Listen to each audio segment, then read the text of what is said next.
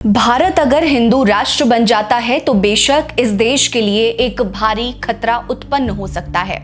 हिंदू कुछ भी कहें, पर हिंदुत्व स्वतंत्रता, बराबरी और भाईचारे के लिए एक खतरा है।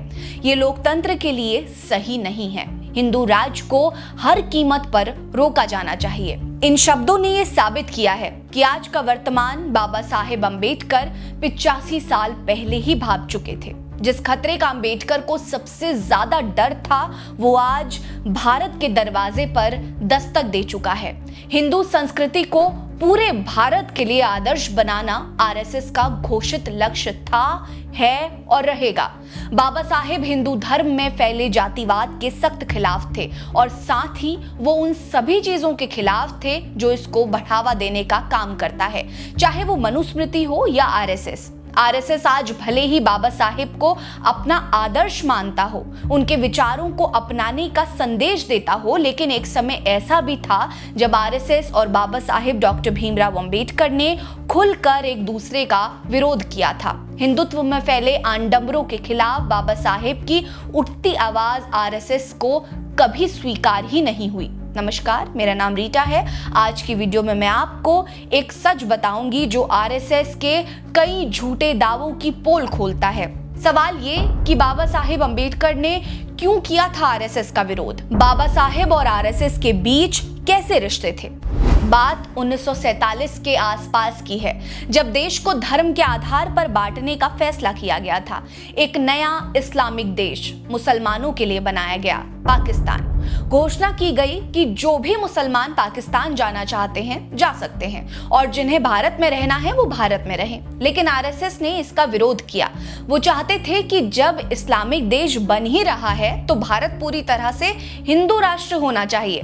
मगर बाबा साहेब पहले ही साफ कह चुके थे कि भारत धर्मनिरपेक्ष देश है और रहेगा। उन्होंने अपनी किताब पाकिस्तान और भारत का विभाजन में लिखा है कि हिंदुत्व लोकतंत्र के खिलाफ वाली नीति अपनाते हैं। हिंदू राष्ट्र आपसी सौहार्द, भाईचारे और समानता को खत्म करने वाले सिद्धांत को फॉलो करता है, जिसके कारण आरएसएस और बाबा साहेब दोनों एक दूसरे के आंखों की किरकिरी बन गए।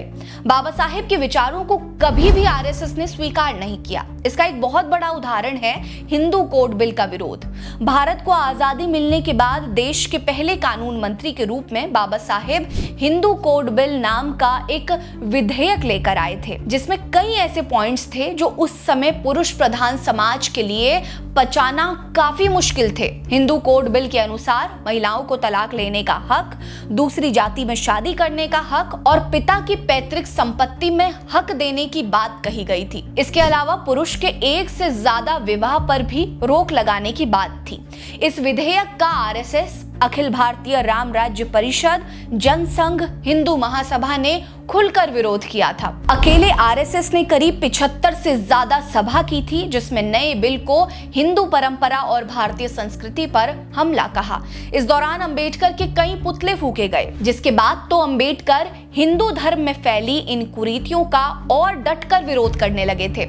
आज के दौर में भले ही आरएसएस बाबा साहेब को अपना आदर्श मान रहा हो, लेकिन इसी आरएसएस ने संविधान के खिलाफ कहा था कि संविधान की सबसे बड़ी कमी ये है कि उसमें कुछ भी भारतीय विचारों को दर्शाने वाला नहीं है, सब कुछ विदेशी है। तो वहीं बाबा साहेब के विचारों को व्यक्त करते हुए उनके पोते प्रकाश अंबेडकर ने आरएसएस के खिलाफ कहा था कि आरएसएस भारतीय संविधान को मनुस्मृति में बदलना चाहते हैं।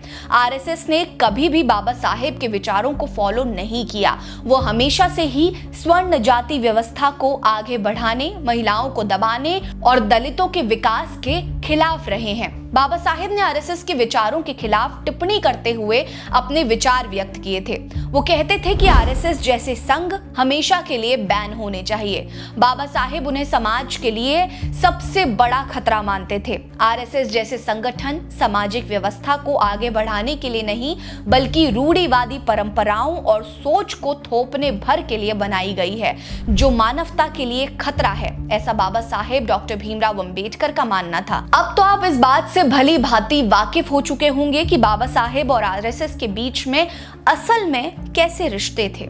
आरएसएस को लेकर बाबा साहेब अंबेडकर की क्या सोच थी हमने ये आपको बता दी। चाहे आज आरएसएस कितने बड़े बड़े दावे कर ले कि वो बाबा साहेब के बड़े फॉलोअर हैं, लेकिन सच्चाई इतिहास के गर्भ में आज भी दर्ज है। वेल, आपका इस बारे में क्या सोचना है कमेंट सेक्शन में हमें जरूर बताइएगा। बने रहिए हमारे साथ। नमस्कार।